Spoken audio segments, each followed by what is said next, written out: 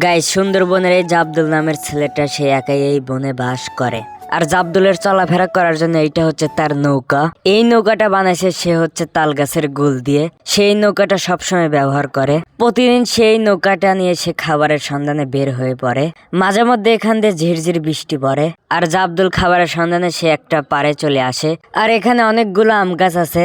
আর আম গাছে অনেকগুলো আমও ধরছে, কিন্তু এই আমগুলো খাওয়ার মানুষ নাই। প্রতি বছর অনেকগুলো আম নষ্ট হয়। আরো অনেক নানান ধরনের ফল আছে, সেগুলো নষ্ট হয়। আর জাবদুলের যতগুলো আম দরকার সে ততগুলো আম নিয়ে নেয়, অনেক বড় বড় দেখে।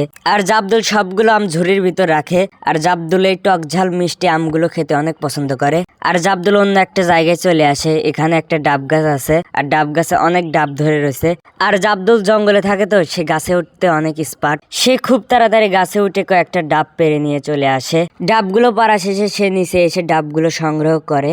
জাবদুল ফ্রিতে ডাব পারলো, আর আমাদের গ্রামে চুরি করে ডাব খাওয়া লাগে। জাবদুল সেই ডাবগুলো ঝুড়িতে তুলে ডাবগুলো নিয়ে চলে আসে তার গন্তব্য স্থানে। জাবদুল এই জায়গাটাতে সে খাবারগুলো খাবে। জাবদুল ডাবগুলো টেবিলে রাখে, আর সে আগে থেকে মরিচ লবণ যা যা দরকার সেগুলো আগে থেকে রেডি করে রাখছিল। সে মরিচ লবণ ভালো করে মিক্স করে সে আমগুলো খেতে থাকে। আর আমি ভয়েস দিচ্ছি আর ভিডিওটা দেখতেছি, দেখে আমারই খাইতে মন চাচ্ছে।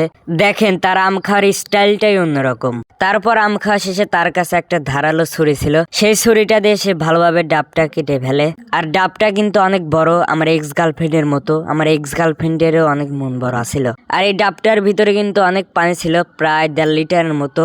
আর জাবদুল শান্তি মতো ডাবটা খাচ্ছিল, আর আমি খালি দেখতেছিলাম। মানুষ এত খাওয়া কিভাবে হতে পারে। যাই হোক গাইজ, যদি ভিডিওটা ভালো লাগে লাইক করে দিবেন।